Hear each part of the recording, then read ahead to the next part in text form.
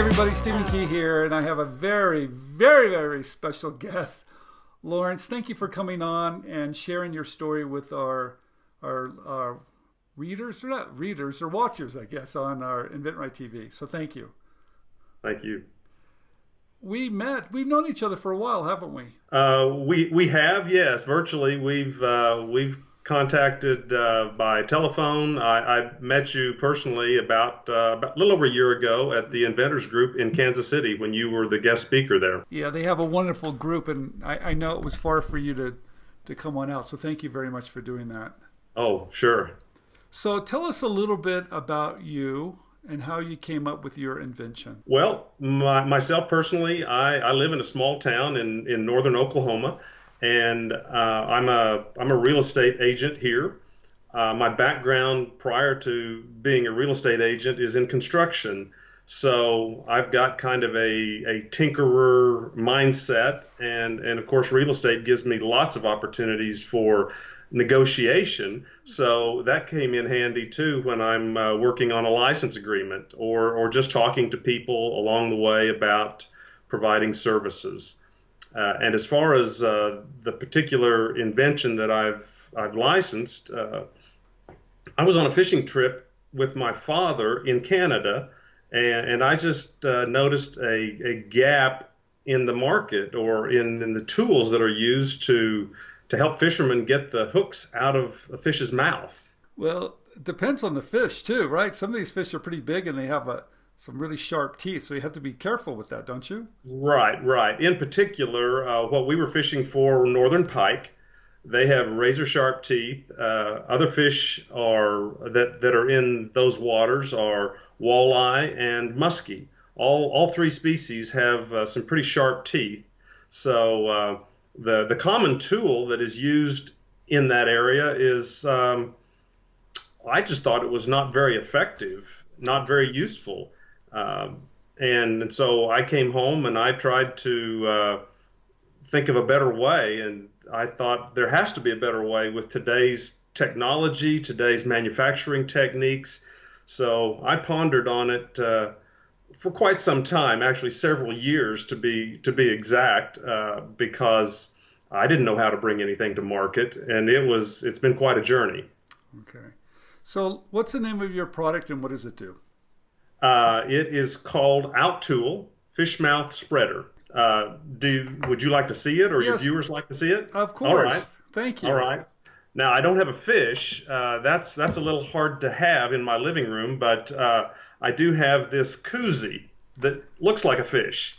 So the trick with a lot of these fish is they swallow the hook rather deeply, and of course the pike and the muskie and the walleye, they have sharp, very, very sharp teeth. So anywhere close, you might end up with stitches.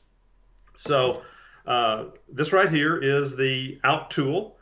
It inserts into the fish's mouth, spreads the mouth open, it locks, so I can let go of it, swings either way depending on where the hook is located, reach in with a pair of pliers or other fish hook removing tool. It up a little higher. It holds the fish's mouth open, and you can get in, remove the hook, and then quickly release it, and the fish either goes in your live well or it goes back in the lake. Well, that's a pretty simple idea, isn't it? It is a pretty simple idea, yes.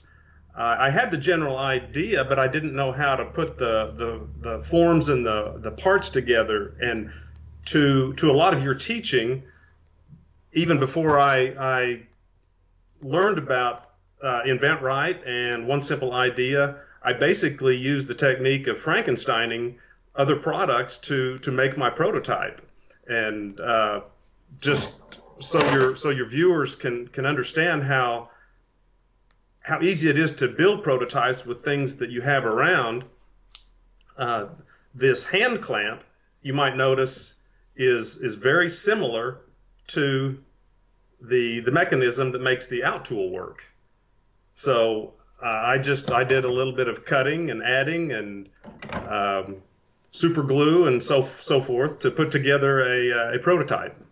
So when you reached out to those companies, how did you First of all, how did you find the companies you wanted to talk to license your idea? I went online. I looked up companies that sold fishing products. Well, first of all, I went to stores and looked at the brands that are on the store shelf, noticed who they were, their websites, and then generally went to those websites and started looking for names and contact people. Sometimes just literally calling the only phone number they had and ask for someone well, by the time I started calling, I should back up. By the time I started calling companies, I had discovered inventRight and One Simple Idea. So I knew the way to go into the companies and the right phrases and the right terminology to use.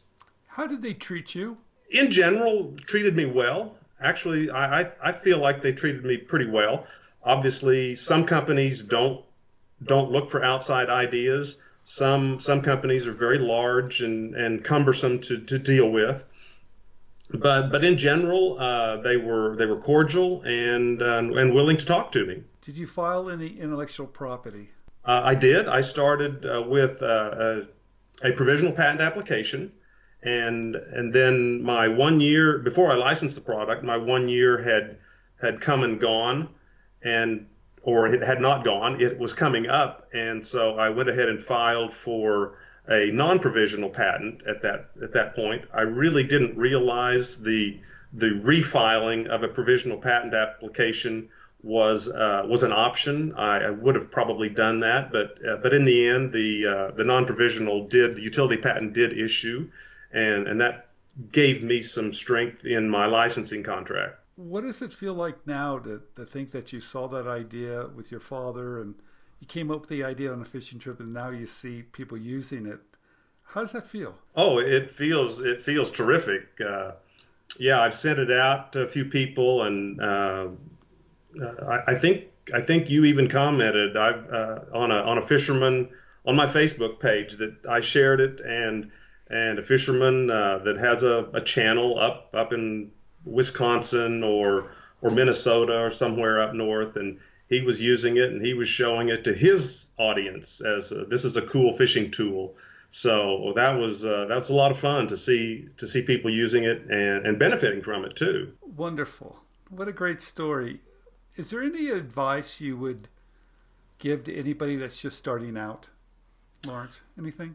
Absolutely. The very first thing to do would be get One Simple Idea and read it cover to cover 2 or 3 times. Read it slow. Understand. I think understand that there is a process. It's a fairly straightforward process. It's an easy process to follow. Not all of the steps are always easy because you run into people that don't share your vision, but the steps are there. The process is there. So that's really my advice to people is if you've got an idea and it's a good idea, if you've proven it out, then and gotten folks that are interested in it, then follow the steps. Absolutely, that's the best piece of advice I can give. Well, thank you for coming on and sharing. Anything else? Look for out tool if you're a fisherman or know a fisherman. Also, don't be daunted by bringing something to market. There are ways of doing it, whether it's through venturing or through licensing. My preferred method is licensing, of course, but I think it's just it's a great lifestyle. It's a great it's inspiring to come up with an idea and know that other people can benefit from it and enjoy it. Well, thank you very much. We will put all the information down below where people can buy it. What a great Christmas gift is coming up. And yes, thank you. Yeah, thank you very much for coming on, Lawrence. What a great job. Congratulations. Thank you, Stephen.